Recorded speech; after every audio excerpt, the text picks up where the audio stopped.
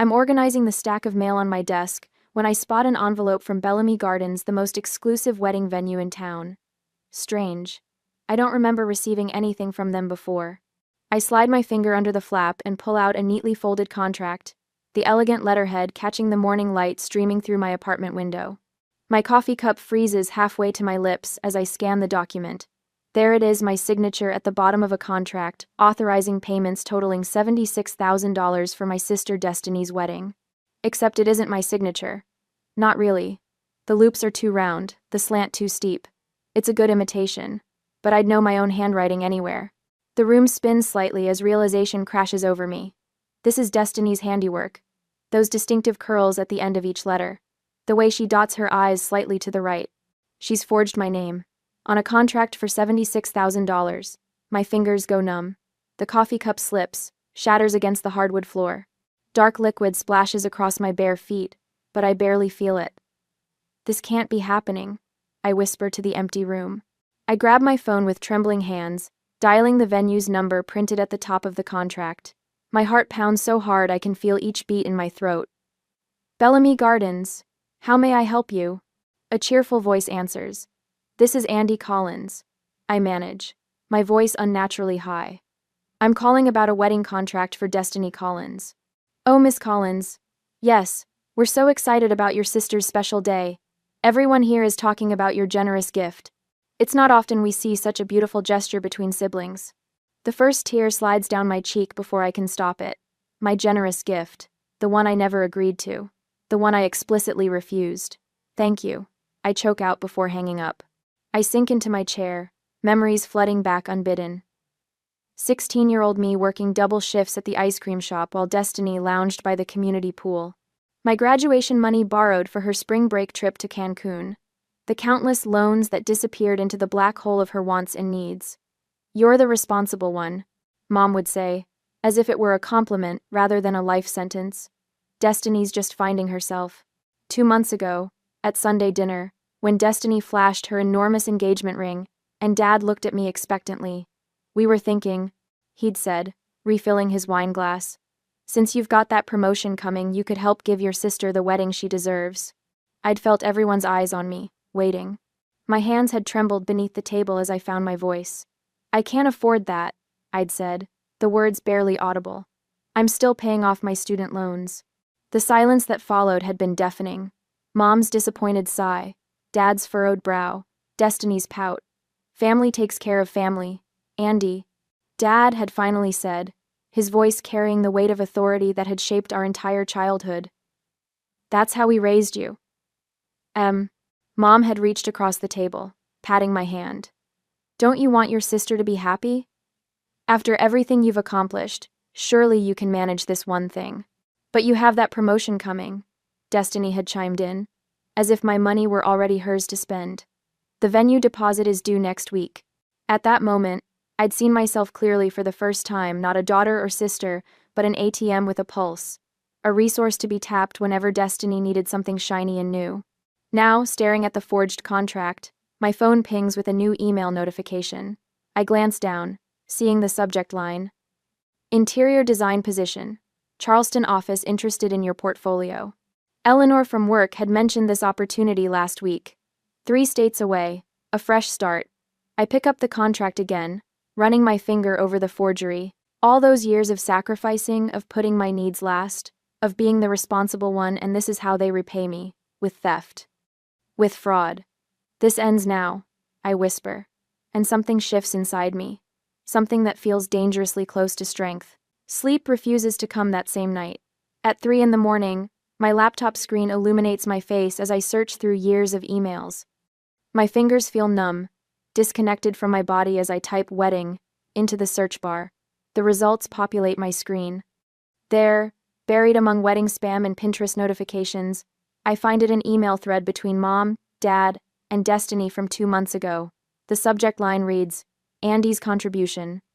My stomach knots as I click. She'll give in eventually. Mom wrote, she always does. Remember how she insisted she wouldn't pay for Destiny's car repairs last year? Within a week, she wrote the check. Destiny's reply appears below. If not, we'll figure something out. She's got the credit for it. A wave of nausea washes over me.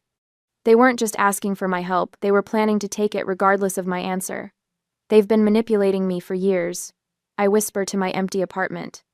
I open a new spreadsheet and title it, Family Loans. With methodical precision, I scroll through bank statements, credit card bills, and old emails.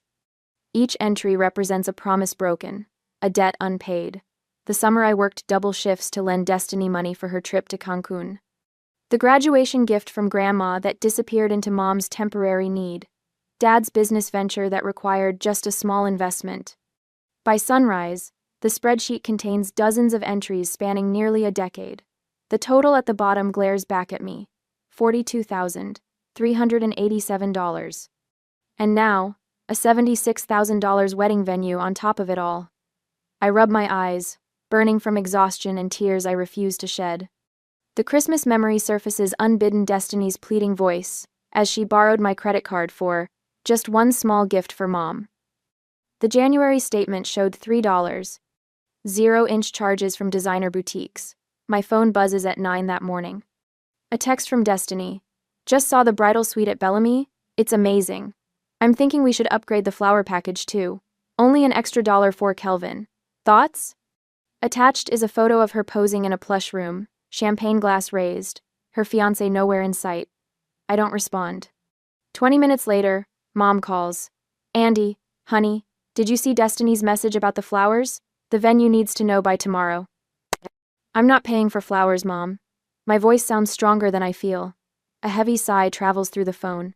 This attitude isn't like you, Andie. What will people think if Destiny's wedding looks? Act cheap? The Henderson family has already commented on how generous you're being. Everyone's talking about it. I never agreed to pay for anything. Family supports family. That's how we raised you. Her voice drops, an expertly crafted mixture of disappointment and shame. I just hope you're not becoming one of those selfish career women who forget where they came from. After we hang up, I check my credit score, something I haven't done since buying my car last year. The number has dropped nearly 40 points. A hard inquiry from Bellamy Gardens appears in the activity log, along with a new line of credit. They didn't just forge my signature, they're actively using my credit. My phone rings again, Eleanor from work. Hey, did you think any more about that Charleston position? The hiring manager called me again yesterday. They're really interested in your portfolio. I didn't realize they were that serious, I say, straightening in my chair. Dead serious. The salary is 20% higher than what you're making now, plus relocation assistance. And frankly, Andie, her voice softens. You'd be away from all the family drama you've mentioned. For the first time in days, something like hope flutters in my chest. After we hang up, I call James, the only friend who knows the full extent of my family's financial expectations. They forged my signature, James, for $76,000. Silence hangs between us. Then, that's not normal, Andie. That's exploitation. That's a crime. His words land like permission validation I didn't know I needed. What if I just left? The question emerges before I fully form the thought. Honestly, it might be your only option. They'll drain you dry otherwise. Later, I sit at my kitchen table, updating my resume while Mom sends increasingly frequent texts about wedding details. My hands shake as I type, but not from fear. From something that feels dangerously close to possibility. The interview is scheduled for Monday next week during my lunch break. While my family thinks I'm reviewing fabric swatches, I'll be interviewing for a job 3 states away. Thank you for the recommendation. I tell Eleanor when I see her in the break room the next morning. You've earned it. She squeezes my shoulder. Your designs are exceptional. Charleston would be lucky to have you. For the first time in weeks, I smile. Really smile. I picture a life where my paycheck belongs to me, where no one has access to my credit cards, where family gatherings don't end with my bank account lighter. My phone buzzes with a text from Mom. Destiny added monogrammed napkins to the reception. Only $3 per guest. We're at $300 now. Will you call the venue to approve? I silence the phone and slide it into my desk drawer. Then I open my calendar and block Thursday lunch for important personal business. 3 states might not be far enough, but it's a start. Sunday dinner at my parents' house feels like walking into a trap. Before I even hang up my coat, Aunt Mabel corners me with a teary-eyed hug. You sweet, generous girl. she says, patting my cheek. Funding Destiny's entire wedding. Your mother told everyone. My stomach twists. I think there's been a misunderstanding. Andie, Mom swoops in, linking her arm through mine. The Hendersons were just asking about the venue. Come tell them how you insisted on Bellamy Gardens. The living room buzzes with relatives and family friends, all smiling at me with approval I haven't earned and don't want. Dad stands by the fireplace, holding court. My daughter Andie wouldn't hear of anything less than the best, he boasts to his golf buddies. She said Destiny deserves a perfect day. Words I never said, a generosity I never offered. Destiny flutters between groups, the center of attention in a pale pink dress. She catches my eye across the room and bounces over, something large cradled in her arms. Look what arrived today. She thrusts an elaborate floral arrangement at me. Crystal teardrops hang from silver-dusted roses. Sample centerpieces, only 12 per table, and we need 30 tables minimum. I told them you said the sky's the limit. 30 tables? My voice comes out strangled. How many people are you inviting? Mom appears with her leather-bound planner. We're at 300 now. That feels right for our family, don't you think? 300 guests at a venue I never agreed to pay for. My head pounds. The final guest count is due next week, Destiny continues, oblivious to my expression. Oh, and the planner needs your credit card for the deposit on the ice sculpture. The room spins slightly. I mumble something about needing air and escape to the back porch.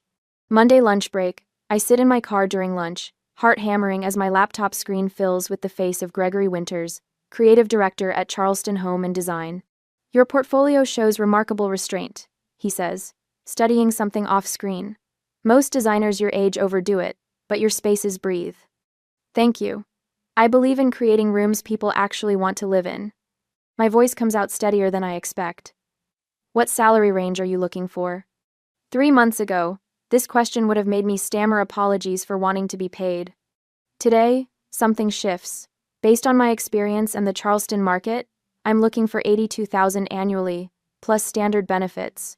The words emerge clear and confident. Gregory raises his eyebrows, impressed rather than offended. That's precisely our range for this position. When he makes a joke about Southern hospitality being more than just a saying in Charleston, I laugh a real laugh that startles me with its authenticity. We'll be in touch very soon, he promises as we wrap up. I sit in my silent car afterward, realizing my hands haven't trembled once. During that week, I gather my documents for the confrontation, and that's how the week passes. Saturday brunch arrives with an unwelcome surprise.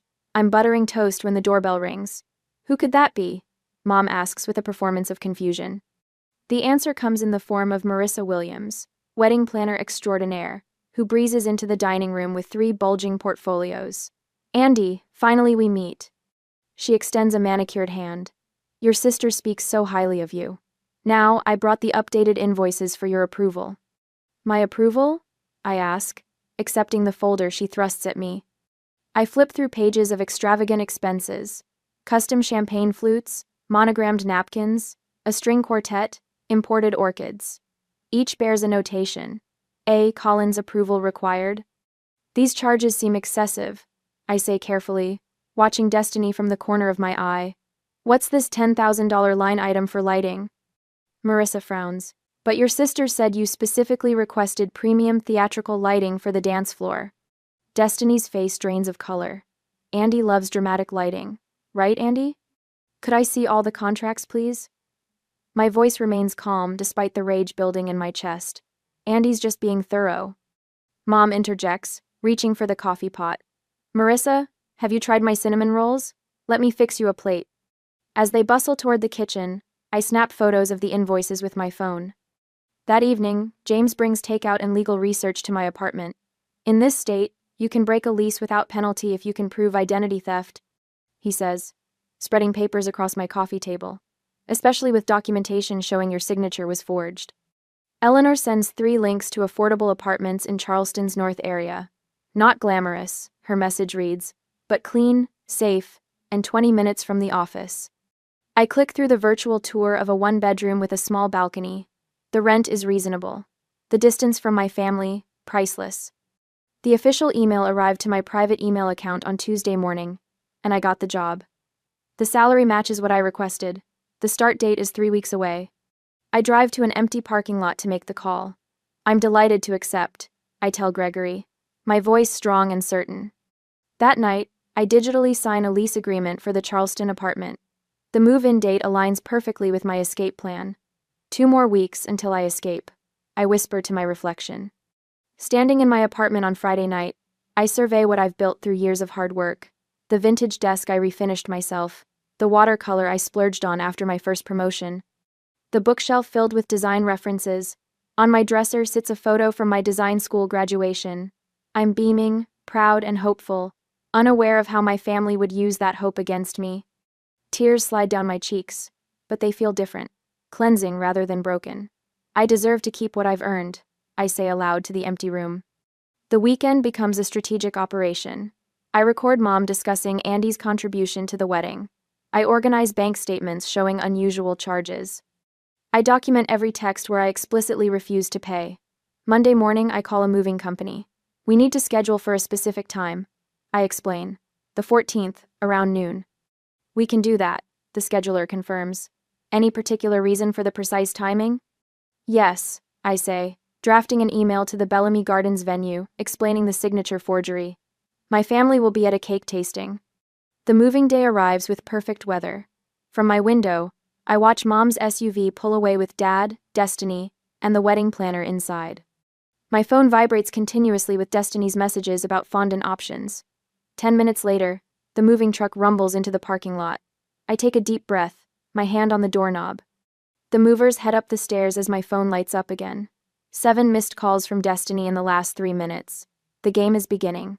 I smile and open the door to my future. We'll start with the labeled boxes. I tell the 2 men in matching blue uniforms. My voice sounds foreign to my ears, steady, authoritative, nothing like the hesitant murmur I've used around my family for 27 years. Inside, I hand the movers a detailed floor plan while dialing my landlord. Mr. Peterson answers on the second ring. I've documented the identity theft situation, I explain, sliding the folder of evidence into my messenger bag. The lease break fee should be waived under tenant protection laws. Wouldn't want this happening to my own daughter, he says after reviewing my documents. I'll have the paperwork ready tomorrow. I hang up, a small victory warming my chest. The movers work with military precision, wrapping my carefully curated furniture pieces while I sit cross-legged on the floor, laptop balanced on my knees. With a few keystrokes, I transfer my accounts to the Charleston branch.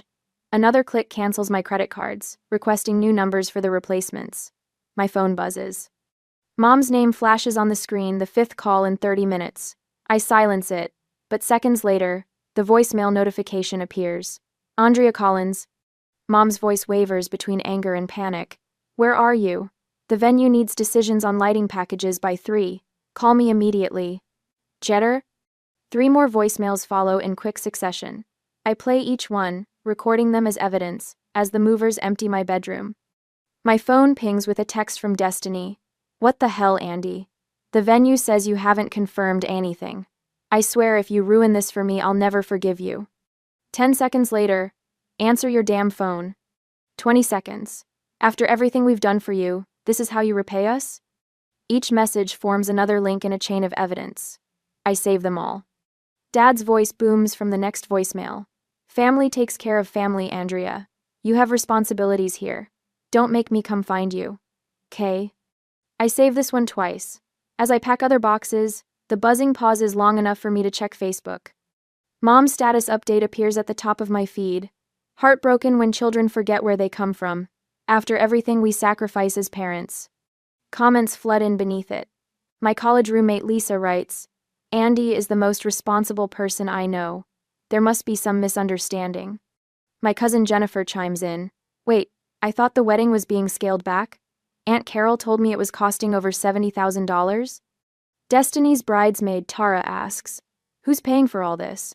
I thought Andie was just handling the coordination, not the cost. I smile as the first cracks appear in their carefully constructed narrative. My phone rings again, James, this time.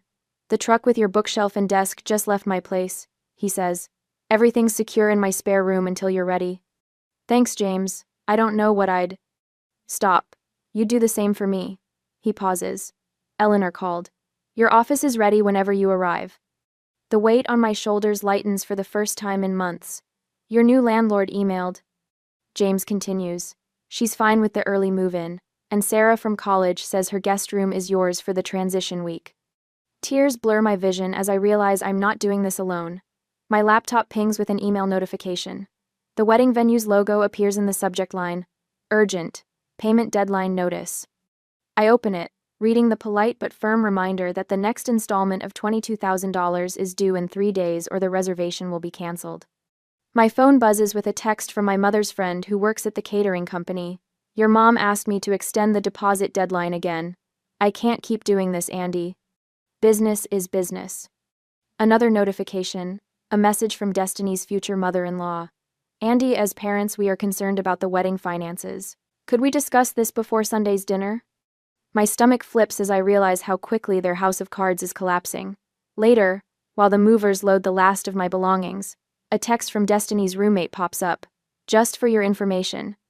Destiny's crying in her room about possibly having to cancel the florist and photographer. I take a deep breath as I prepare to walk out of my apartment for the last time. My gaze catches on the lone coffee mug I've left behind, the one that shattered the morning I discovered the forged contract. I've glued it back together, leaving visible cracks running through the ceramic. It sits on the counter with a note. Some things, once broken, can never be the same. Have you ever had to walk away from a situation to protect yourself? What gave you the courage? 4 days after moving, the text messages arrive like a swarm of hornets. 23 in the first hour after Mom discovers my empty apartment. 37 more by nightfall. How could you abandon your family? Mom writes. Dad's voice crackles through my voicemail. There could be legal consequences for backing out now, Andie. Think about what you're doing. I place my phone on the coffee table of my new Charleston apartment, watching it vibrate with incoming calls. The late afternoon sun casts long shadows across the hardwood floors. I've been here exactly 4 days, and already it feels more like home than any place I've lived before. Aunt Meredith calls next. Your mother is hysterical, dear. Everyone's so confused about what's happening with the wedding. Can't you just come to your senses? I let her message play to completion, noting how easily my relatives have been enlisted as reinforcements. The calendar on my kitchen wall shows the wedding date circled in red. 1 week from today. My phone lights up with Destiny's name. Against my better judgment, I answer. You selfish, ungrateful witch, she hisses. After everything we've done for you. Everything you've done for me? I repeat, my voice steady in a way that surprises me. Pay for the wedding or you're dead to me, she says. Simple as that. That's your choice to make. I end the call before she can respond. My laptop screen glows as I open my email. The document I've spent weeks preparing is attached, ready to send. I click on it one last time, reviewing each element. Formal letter to Bellamy Gardens explaining the forged signature. Handwriting analysis report highlighting the differences between my signature and the forgery. Audio file of Destiny telling her maid of honor, I signed Andie's name as a favor, to push things along. I press send. Within the hour, my phone rings with an unfamiliar number. The venue manager's voice is professionally restrained, but I hear the underlying tension. Miss Collins, we've received your email. This is highly unusual. We'll need to speak with your sister and parents immediately. I understand, I say. I've also notified my lawyer to contact the credit bureaus. The contract was signed without my consent or knowledge. After the call ends, I draft one more email, this one, to my extended family. I keep my explanation dignified, factual. No accusations, just evidence. I attach copies of text messages where I explicitly refuse to pay, bank statements showing the pattern of financial exploitation, and the venue's confirmation that the signature doesn't match my identification. My phone begins ringing again almost immediately, but not with the calls I expect. It's my cousin Thomas. Holy smokes, Andie. The venue just called Uncle Jim demanding immediate payment or they'll cancel everything. What's going on? Ask Destiny, I say. Or better yet, ask her fiancé's parents. I believe they've just been informed about the forged contract. Over the next few hours, reports filter in through family text chains, wedding guests receiving postponement notices, my parents frantically calling relatives asking for emergency loans, Destiny in tears at the florist, canceling the exotic arrangements, the groom's father insisting on a prenuptial agreement. When my phone finally goes silent around midnight, I pour a glass of wine and step onto my small balcony. The Charleston night air wraps around me like a warm blanket. For the first time in years, my shoulders aren't tight with tension. When I call Destiny the next morning, she answers on the first ring. "Come to apologize?" Her voice is rough from crying. "No," I say, the word clean and simple on my tongue. "I forgive you, but I won't forget. You've ruined everything." "I've started over," I correct her. "Charleston is beautiful. My new firm values my work. My apartment gets morning Sunday." "We're your family," she whispers. "The wedding bill is the consequence of your choices, not mine," I say. "Maybe it's time you learned what that feels like." I end the call before she can respond, placing my phone back on the counter. According to James, who still lives in my old city, my parents spent yesterday meeting with loan officers. Destiny has downsized from 8 bridesmaids to 4. The extravagant ice sculpture has been canceled, along with the fireworks display and the designer gown. My mother's final voicemail arrives that evening as I'm arranging books on my new shelves. "Andie," she begins, her voice catching. "We never meant for it to go this far." I let the message play to its end, then delete it without replying. Outside my window, the sun sets over Charleston, painting the sky in colors I never saw in my old life. Some bridges burn for a reason. I close my eyes and breathe deeply, feeling the weight of 76,000 expectations finally lifting from my shoulders. 3 months later, the morning light streams through my Charleston apartment windows, catching the spines of my design books as I arrange them on the reclaimed wood shelves. 3 months ago, these same books were packed in hurried desperation. Today, they stand as colorful sentinels of my new life. I smooth my hand over the coffee table I found at a local antique market, feeling the grain of the wood beneath my fingertips. My apartment is modest, but mine truly mine, with no financial ghosts lurking in the corners. My phone buzzes with a message from Eleanor, wishing me luck with my newest project. I adjust my blazer, catch my reflection in the hallway mirror, and notice something different in my posture. My shoulders no longer hunch forward, carrying the invisible weight of family obligation. The southern sunrise bathes my small balcony in gold as I sip my coffee. The lightness I feel isn't just the absence of debt, it's the presence of possibility. 3 months into my new position, Marcus, the senior designer, leans against my desk on Friday afternoon. "Andie, we need these concept boards finalized for Monday's presentation. I know it's your weekend, but..." He trails off, expectation hanging in the air. "I'm sorry, but I have plans this weekend," I reply, surprised by the steadiness in my voice. "I'd be happy to come in early Monday to help finalize everything." His eyebrows lift slightly. "Really? I figured you'd be all about earning some brownie points." "I value my personal time," I say, the word no resting comfortably on my tongue instead of sticking in my throat like it used to. "I'll deliver excellent work during work hours." Later, walking along King Street, I marvel at how easily that boundary formed. No rehearsal needed, no guilt afterward. My therapist calls this progress. Dr. Levine's office has become a weekly sanctuary where family patterns are dissected with clinical precision. "The first time you say no is the hardest," she told me during our initial session. "Each time after gets a little easier." My journal entries confirm this. The first week in Charleston, woke up panicking about money. Last week, spent the whole day exploring without checking my phone once. The genuine laughter that bubbles up during lunch with my new colleagues startles me. At first it sounds foreign to my own ears, after so many months of tension. My housewarming gathering is small but vibrant a week later. Eleanor flew down for the weekend, bringing a potted fiddle leaf fig that now stands proudly by my living room window. James sent a care package with a handwritten note. "Proud of you" doesn't begin to cover it. Eleanor raises her glass. "To new beginnings and true family, the kind we choose." I blink back tears, realizing family isn't always determined by blood, but by who shows up when it matters. When Tara, our junior designer, confides about a client demanding extra revisions without payment, I recognize the familiar pattern. "Your work has value," I tell her, sharing my boundaries without sharing my scars. "And so do you." The satisfaction of helping someone avoid the path I traveled feels like closing a circle. When the email with pictures of Destiny's significantly downsized wedding appears on my screen, I feel no surge of vindication. I simply send a congratulations card online and continue with my day. The absence of anger surprises me most, not because I've forgiven, but because I've moved beyond needing to. At sunset, I stand at the Charleston waterfront, the letter from my mother heavy in my hands. The envelope contains the first hints of genuine remorse I've seen in years. I don't rush to respond. The guilt that would have consumed me months ago has been replaced by quiet acceptance. Some bridges burn for a reason, I whisper to the horizon, watching the sun sink into the harbor. The water stretches endlessly before me, full of directions I might choose to sail. Is forgiveness always necessary for healing, or is sometimes walking away the greatest gift you can give yourself? I don't know the answer yet.